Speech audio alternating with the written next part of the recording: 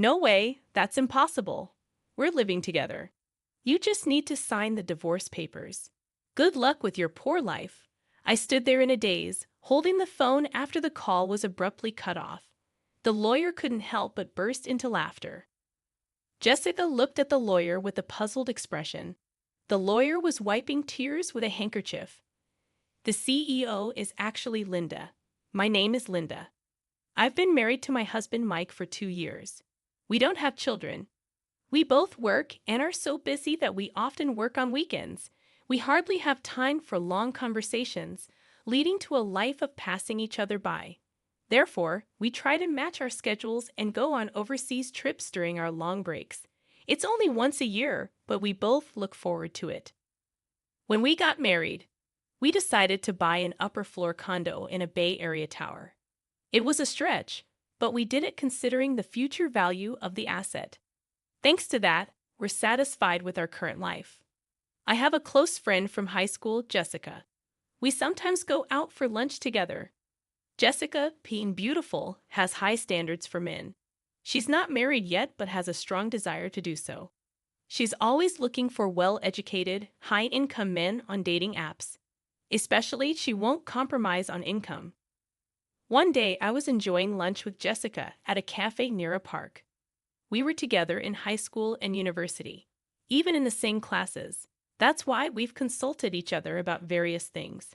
As a result, we know quite a bit about each other's dating histories and types. During our student days, we shared both fun and sad times. Those are good memories.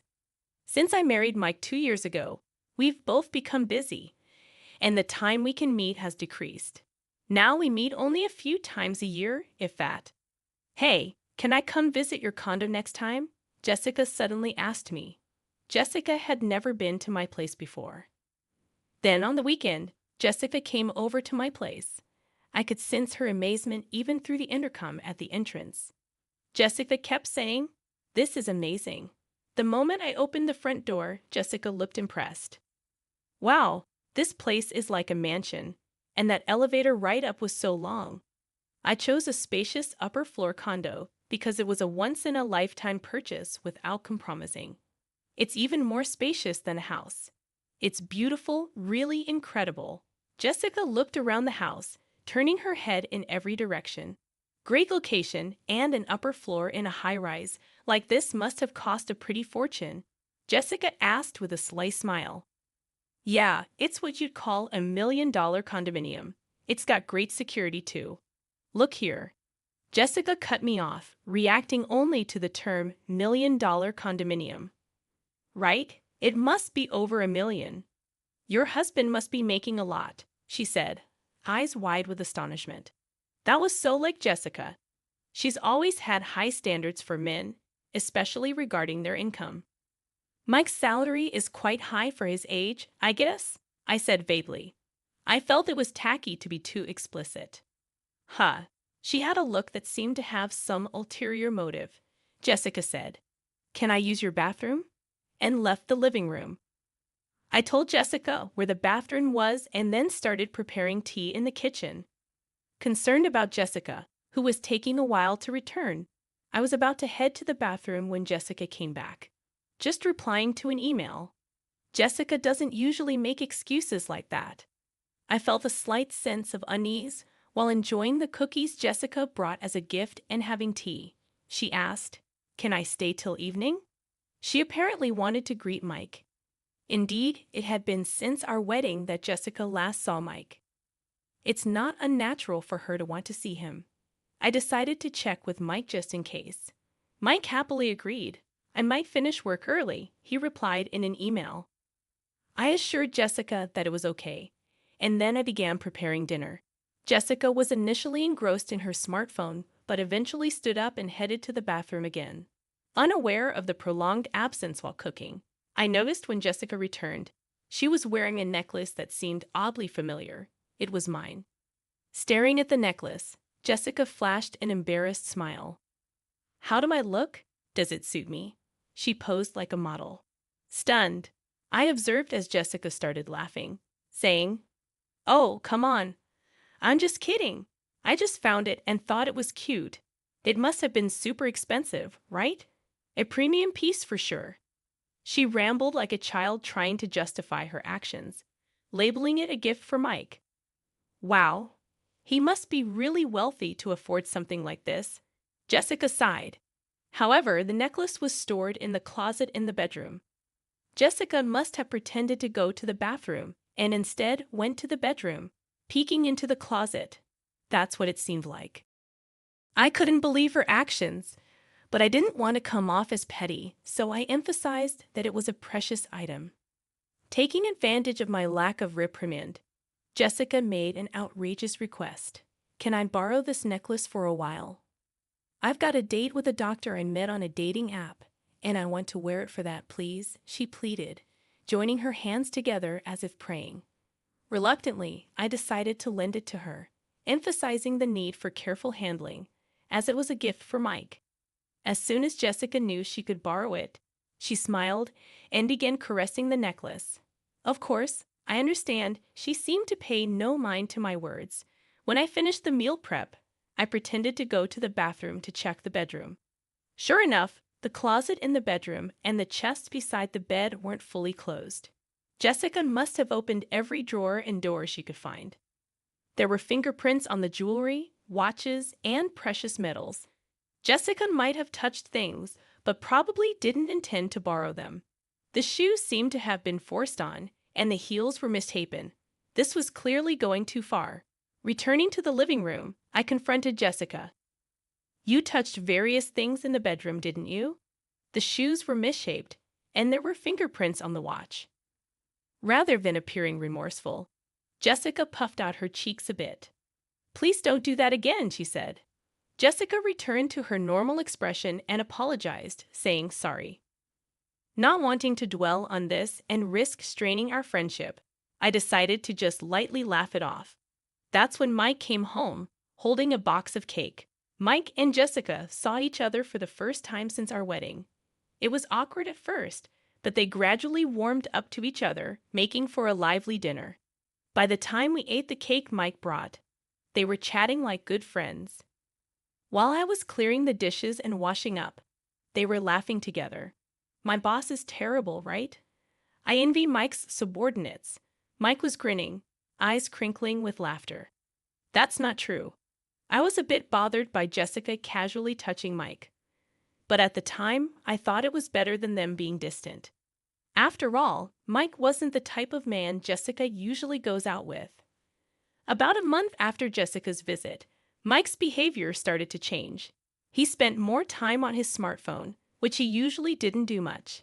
He often seemed distracted when I talked to him and asked me to repeat myself. He always carried the phone with him, even taking it to the bathroom. It was an obvious change, and it seemed I had become a cheated-on wife. Contemplating checking Mike's phone, I hesitated to even touch it. Conversations between Mike and me at home became increasingly rare, and he started working on weekends much more. Mike was hardly ever at home on weekends, and while we barely saw each other on weekdays originally, now not seeing each other on weekends too felt like living separately within the same house. Moreover, we started sleeping in separate bedrooms under the pretext of his tiredness. Vaguely considering divorce or separation, I stumbled upon divorce papers on the living room table one day. Upon closer inspection, Mike had already signed them. Though I had suspected it, actually seeing it still shook me. With trembling hands, I called Mike, questioning him about the unexpected discovery. I just got home and saw it on the table. What does this mean exactly? I inquired, hoping for clarification. Mike's response struck me hard. It's what it looks like. I want a divorce, he declared, leaving me stunned. Pressing him for a proper reason, Mike dropped the bombshell. I've fallen in love with someone else. It's not an affair. I'm serious. With disbelief, I heard a familiar female voice on the phone, Jessica. It was what I had suspected. I'm dating Mike, and I even want to marry him, Jessica admitted nonchalantly. Hearing the confirmation made my heart race and brought on a cold sweat. Jessica's crude way of talking hinted at a side of her I hadn't seen before. Mike echoed, there's nothing left to talk about. Can you just sign the divorce papers and send them off? I want to talk things over, so please tell Mike to come home. Stunned by the abrupt ending of the phone call, I couldn't move for a while. Sleepless nights persisted as Mike didn't come home, and I couldn't bring myself to touch the divorce papers. Jessica continued to torment me by sending multiple photos of her and Mike together, flaunting their relationship. My mental health deteriorated, and my complexion worsened. People around me became worried, urging me to seek medical help. Reluctantly, I ended up in treatment, managing to regain some peace with medication. An unbelievable incident unfolded upon my return from the hospital. Something felt off inside the room, and upon checking the bedroom, I discovered that bags and jewelry were missing. The count of jewelry watches in the chest was off too. There was only one person who could do this. Jessica. Questions swirled in my mind. Why would she do something like this? What had I ever done to her? My insomnia relapsed, and sleepless nights continued, leaving me staggering through my days.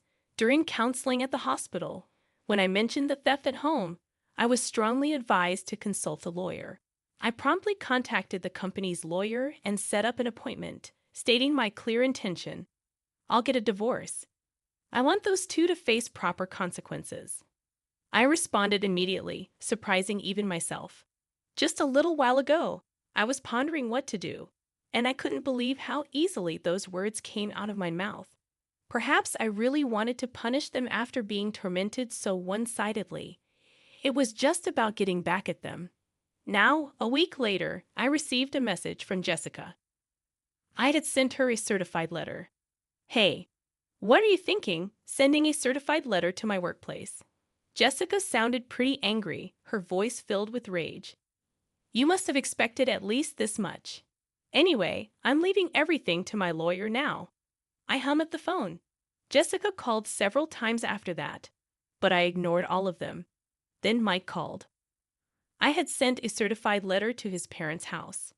Apparently, his affair being exposed at home caused a huge uproar. I wanted to burst out laughing at his self-inflicted predicament, but managed to restrain myself. Feeling that leaving it all to the lawyer wouldn't be enough to calm my feelings, I decided to confront them both. I would denounce them thoroughly on the spot. The lawyer arranged the date and time, and we decided to have the discussion at the law office. A few days later, the two reluctantly showed up at the law office. I thought they would bring their own lawyer, but it seemed they came alone. Jessica stormed into the office, flinging the door open. Mike followed, looking uncomfortable. Finally, we meet, you coward. Jessica made no effort to hide her anger, but Mike stepped forward, trying to calm her down. Well, you've been running away all this time. Our wedding's been delayed because of you. Jessica looked like she might throw her bag at me any moment, and Mike was desperately trying to hold her back as I watched them with a pitiful feeling. The lawyer nodded at me. Please calm down. If any violence or abusive language occurs, we will immediately call the police. Understood. The mention of the police made Jessica stiffen. With the lawyer's intervention, Jessica and Mike took their seats, becoming calmer. We sat across from each other at the office table, ready to start the discussion. Mike, you're seeking a divorce, correct? Jessica was sitting hotly, while Mike slumped, looking small. We'd agreed to the divorce. However, since your relationship is adultery, we will ask for alimony. Is there any significance to this? Mike's face clouded over. I'll agree to the divorce, but once the alimony is paid, don't contact us ever. I quietly nodded in agreement, and Jessica looked displeased, maybe expecting more resistance from me. When the lawyer began discussing the alimony amount, Jessica snapped. I said any amount is fine. We have plenty of money. Jessica sat arrogantly with her arms crossed. The lawyer looked at her with interest, saying, Oh yes, didn't he research? Mike is the president of a jewelry company with a yearly revenue of $2 billion. Mike looked up frantically, trying to restrain Jessica's arm. Jessica, her face flushed, continued excitedly. Alimony for an affair is nothing to us. I'll even give a proper share of the property. Mike was trying hard to calm her down. Jessica shook off his hand and continued, "You can barely make ends meet on your salary, right?" She scoffed with a laugh. The lawyer burst into uncontrollable laughter. Jessica looked at him with a puzzled expression, and the lawyer wiped tears with a handkerchief. "Actually, the president is Linda." Jessica was dumbstruck, her mouth hanging open.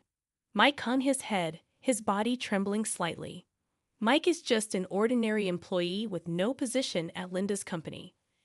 I am Linda's corporate lawyer." Jessica started laughing loudly. "What are you talking about? Are you really a lawyer? Can lawyers lie?" The lawyer calmly replied, "Why not ask Mike next to you if what I said is a lie?" Mike, meanwhile, just bit his lip, looking down. Growing more anxious, Jessica grabbed Mike's arms and began shaking him.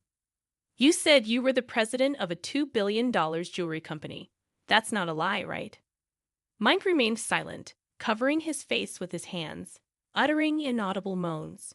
Growing more desperate, Jessica gripped his arms tighter, repeatedly asking, "Answer me. It's not a lie, right?" Finally, Mike whispered in a raspy voice, "I'm sorry." Mike's single apology plunged the room into a deep silence. Jessica's strength seemed to leave her body, and she let her hands that were gripping Mike fall limply.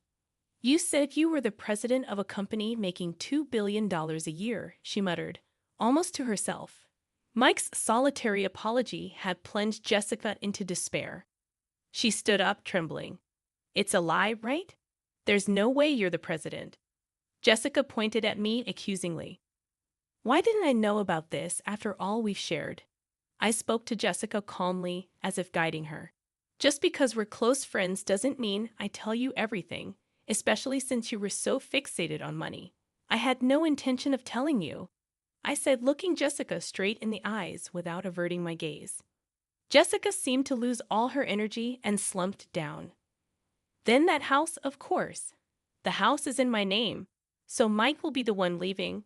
Jessica fell silent, and Mike continued to hold his head. Mike probably didn't want to come here. He knew this would happen. But if he didn't come here, things would be worse. It's hell either way for him now. Mike is left with nothing but hell waiting for him. The lawyer began to present the evidence I had gathered.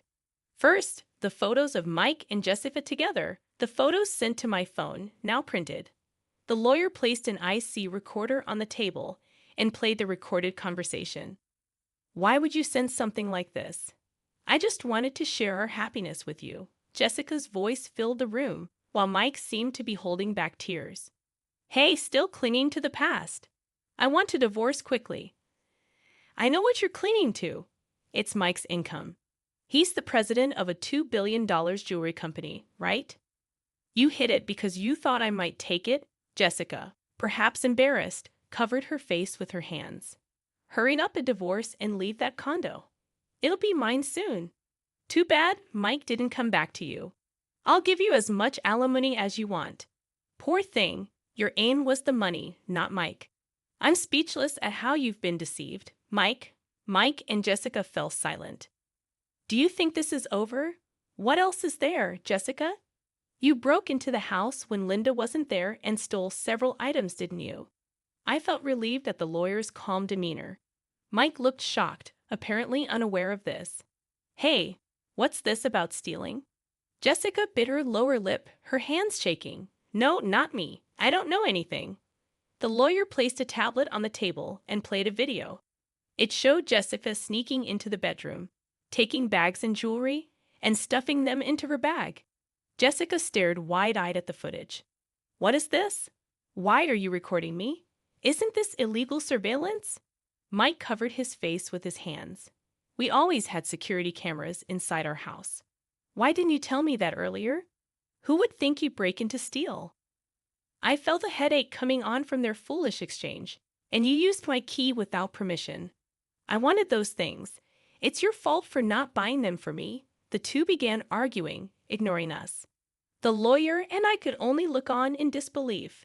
"Please save your arguments for later. Regarding this theft, we will be filing a police report," the lawyer said calmly. Jessica seemed to panic at the mention of the police. "That's a bit much, isn't it?" I just borrowed something from a friend. I never gave you permission to borrow anything. I spoke to her calmly. Besides, you're not a friend or anything. You were just a classmate. That's why I'm filing a police report. Jessica started to kneel and apologize. I looked down at her and said coldly, "You're going to compensate. The value of what you stole is more than your annual income." "Are you sure about that?" Jessica was speechless. "And there's also the matter of the alimony." Jessica turned to Mike, pleading in a tearful voice, "You'll pay, right? Even if you're not the president, you still earn well, right?" Mike was silent, looking down. "He can't pay it because he's about to be fired," I said. Mike looked up in surprise. "That's correct. Since leaving the house, Mike has not shown up for work. Plus, with this commotion, there have been complaints from his boss," I explained. Mike looked like he might collapse on the floor. "But there's still the property division, right?" "I'll pay with that," Jessica said desperately. "That's not possible. Linda and Mike have a prenuptial agreement regarding property." "You didn't hear anything from Mike, did you?" "He never told you the inconvenient truths," I replied calmly. I regarded Mike with disdain as the lawyer placed the contract on the table. The agreement explicitly stated that if the marriage lasted less than 3 years, neither party could claim the other's property. Given that they were currently in the 2nd year of marriage, Jessica attempted to grab the document as if to tear it up. "You should handle that document carefully. It's a notarized deed, and you could be held legally accountable for damaging it," I warned. At the mention of potential legal consequences, Jessica halted her attempt to destroy the document and began to half-heartedly plead with Mike. "Mike, you have savings, right? Use that to pay," she suggested. Mike, looking at Jessica with resentful eyes, retorted, "What money? You always wanted sushi, steak. There's no way I have any savings left." "It appears that way. And it seems he has debts from unsavory sources," I added. Jessica's shoulders slumped, revealing the pitiable sight of the once glamorous appearance that used to turn heads. This was the result of the seeds she had sowed herself, leaving the two looking haggard and lost, muttering about how this wasn't supposed to happen and what they would do now. Deciding to leave the rest to the lawyer, I stood up to leave, emphasizing to Jessica, "Money isn't something you steal from others. It's something you earn through effort." After that, the divorce proceeded smoothly. I sent all of Mike's belongings back to his parents, who kept apologizing to me and even sent a letter of apology. Jessica, on the other hand, faced police interrogation for illegal entry and theft, leading to her arrest after admitting guilt. Although she showed remorse and an intent to compensate, her other crimes, including stealing from men she met on a dating app, suggested she might face a prison sentence. Mike, unable to live in Jessica's apartment, moved to an old apartment on the outskirts of town. Despite looking for a job, his unexplained absences and poor attitude at his last job made it challenging to get hired. He resorted to day labor to get by, receiving regular updates on their situations from the lawyer. I threw myself into work after the divorce. Currently, I am expanding our company's jewelry line to Europe, an idea that emerged during a break I took after the divorce. During that time, I had the chance to connect with the owner of a jewelry store in France.